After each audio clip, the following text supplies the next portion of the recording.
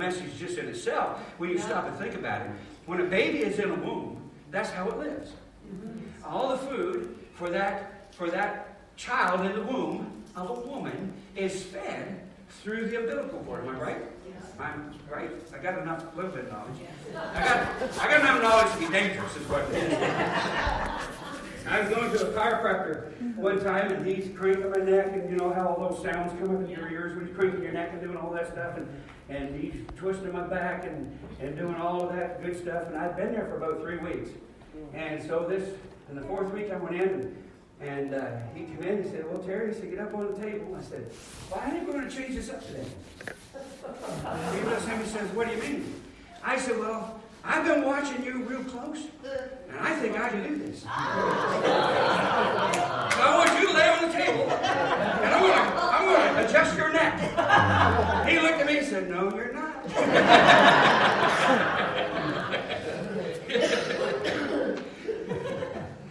You see, God is leading us into things, church, that you might have never expected. Things that you don't understand, things that you don't even remember, things that you do not know. But God is saying, trust me. Yes. You've got to trust me. You see, once you're birthed, the umbilical cord is no good. Yeah. And if I remember right, Haiti could tell you, because she's got a German mind on her, so she don't forget anything. And when Javen was born, the umbilical cord was rotting. The placenta was destroyed. The placenta. And that's a part of all around, right? It's all connected, right, Michelle? I got this right again? Okay. Kim, right? The placenta was gone and destroyed. You cannot live in that protection mode. You know why that mothers wrap their babies up tight in those little blankets and all that kind of stuff? Anybody here know? You know why? Oh, Anthony and Sharon are just brand new grandparents. Yay. And little baby girls, so they're really excited because all they have are boys, right? And but they got a little baby girl now, so we got 2 brand new uncles in the building. And so kind of exciting. They wrap them up so that it simulates them being in the womb. And when the baby gets uncomfortable, they wrap them up real tight, real tight, real tight. And so the baby thinks, okay, I'm in a safe place. But that can't continue. The umbilical cord gets cut. It gets destroyed. The baby now has to live by what it'll eat. It's an outside source now coming in. What a change. What a difference. You see, church, we've got some changes coming in this building. Yes. There's some differences starting to happen. Brother Doug's been putting it well. We're all from different places and different backgrounds, and we've all been raised differently, and we're from different places. But God has brought you here into this building. God has put you in this place for this time, for this hour, to get done what needs to be done. Paul and I are not interested in just pastoring the church. We can go a lot of places, work a lot easier, not sweat. But we're interested in the move of God. We want to have a move of God. Yes. I want to see somebody get the experiences that I've had and the experiences that God's got ready for me down the road. Paul's wanted somebody to get the experiences that he had and the experiences that God's got for him coming down the road. A lot of events that transpire in our life, our mind becomes our biggest enemy. Yes. Yes. This is the thing that holds us up. This is the thing that keeps us tied to the umbilical cord. This thing. But we've got to move on, church. We've got to get to that place where you recognize and realize I've got to worship God no matter what battles I've had this week, no matter what I have faced this week, no matter what has gone wrong. I have got to be in a place where I can worship God. I can never allow myself, listen to me, I can never allow myself to get into a place to come to the house of God where I cannot worship God. To me, that should show you something's wrong. Yes. Something is getting under your skin. Something is tormenting more than you need to allow it, because you should never be in a place where you cannot worship God. Yes. Praise the Lord. Yes. Yep. We need to be in that place no matter what my battle is. No matter what my conflict is. No matter what's going on in my mind and my heart. God is not stopping.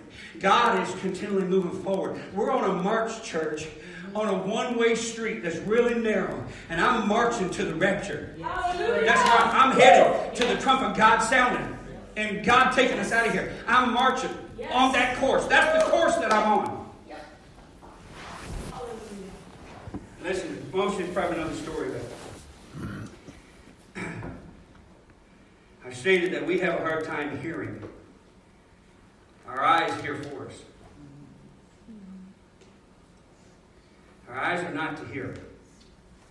Our eyes are used to see. Our ears are used to hear. Why do I judge everything by the sight of my eye instead of hearing?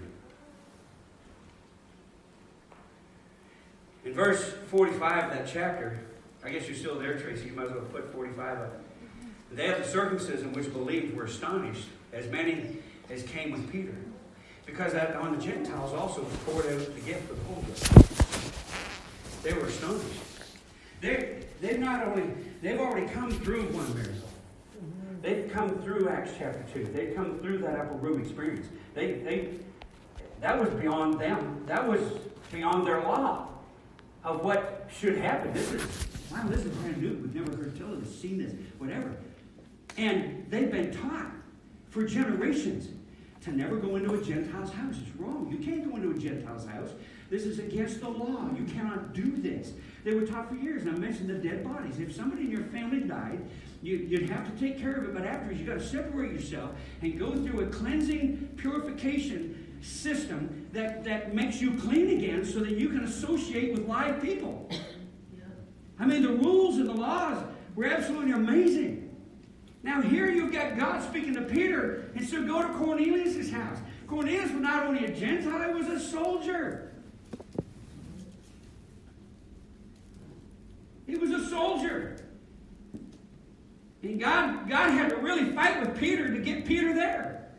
Remember the vision of all the unclean animals? And he had to really struggle with them. He struggled with them. Finally, Peter said, yes, well, let's go.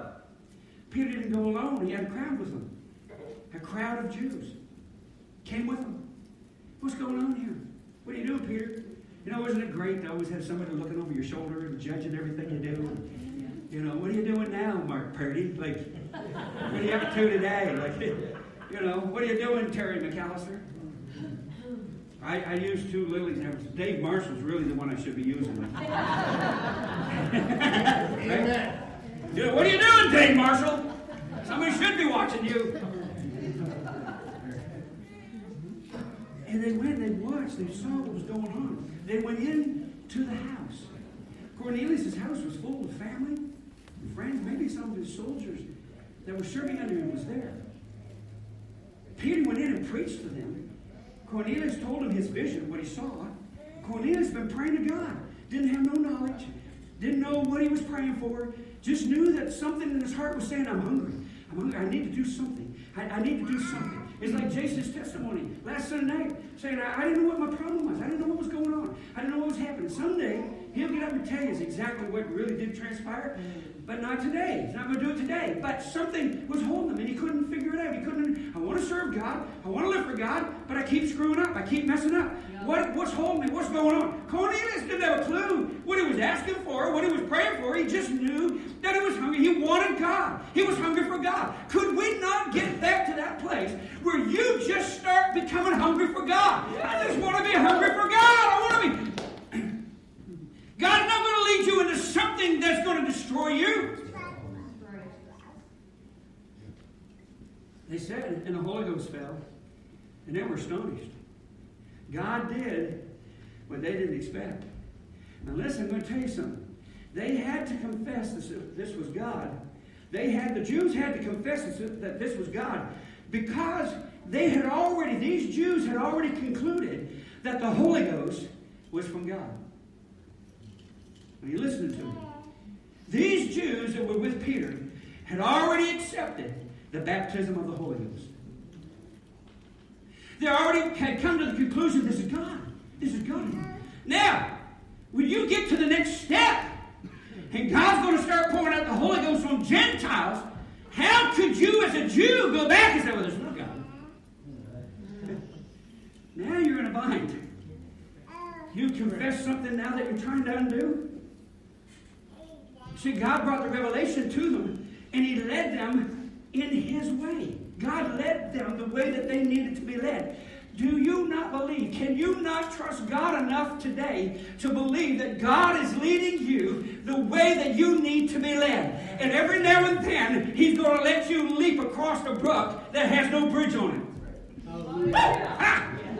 You know, once you come to that place and you're confessing and God's saying, here's a revelation, and you admit, this is God, this is God, this is God, this is God, then all of a sudden God will get you to leap off a cliff.